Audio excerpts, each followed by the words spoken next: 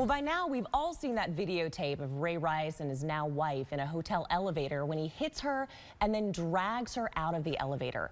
And the Adrian Peterson scandal involving his discipline of his child. The image of a pro athlete's fall from grace is often confusing for a lot of young fans, and we want ways to help break it down for them. So our Mom Squad discussed it on Friday, and this has really opened up an opportunity to have a teachable moment with children.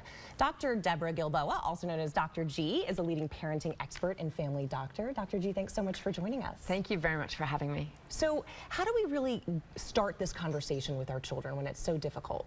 Well, Parker, the question is really, is it a conversation we're starting with our kids, or are they coming to us? Because we're going to, if they come to us, know for sure we have to talk about it. But the first thing parents often ask themselves is, should I even talk about it?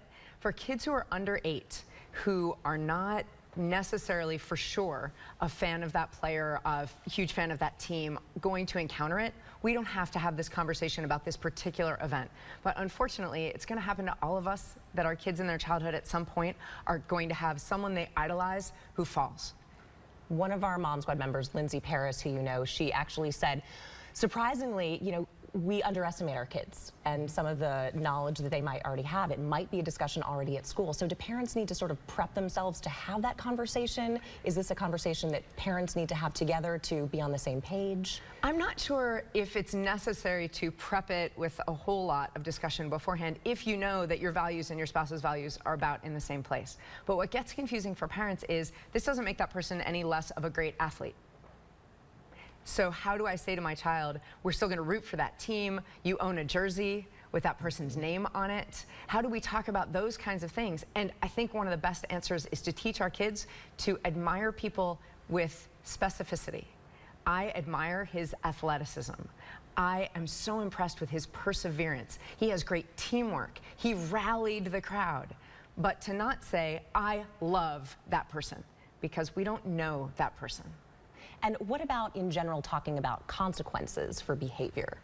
So for kids who are old enough to understand that, anyone who follows their own sports heroes online or talks about it with their friends, anybody certainly who's involved in fantasy football, you know they're talking about this as part of their social time. So it's really important, I think, to say, just as if your favorite player got kicked out of the championship game for a personal foul, you would judge that out loud. It is okay to judge this out loud so that our kids don't hear mixed messages, so that they don't hear, we love him, but you should never behave this way.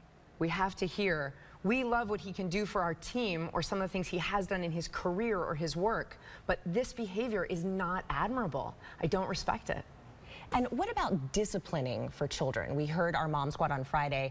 Wanda said, you know, she grew up getting smacked a little bit and it's okay to, you know, do more than just the little tap, while other moms were like, well, I don't know, I'd be more into timeouts and I'm concerned about, you know, corporal punishment.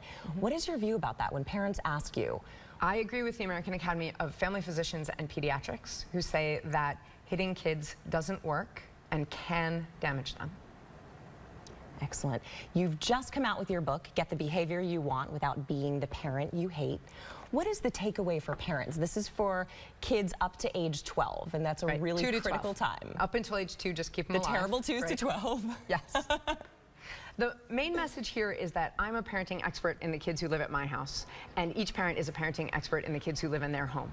So what I want parents to know is that since I'm a family doctor and I get to talk to hundreds of families, there are a lot of different tools. There are a lot of ways to get the values we each want into our kids' minds and actions. And so this is a book, a resource book of different ways to get our own values into our kids' actions. Dr. G, thank you so much. And just quickly touch on technology. Obviously, in the world of TMZ, kids are seeing these videos that might not be age appropriate. What's the best way for parents to monitor that for them? The best way is to sit down with your child, figure out the privileges they want and the level of responsibility they've already shown you, and say, where you're at now, you can have this much freedom. If you want that much freedom, here are the steps you need to take to earn it. Thank you so much for your great advice. Thanks for your time. For more parenting tips, you can learn more about Dr. G. You can log on to our website, atlantapluggedin.com.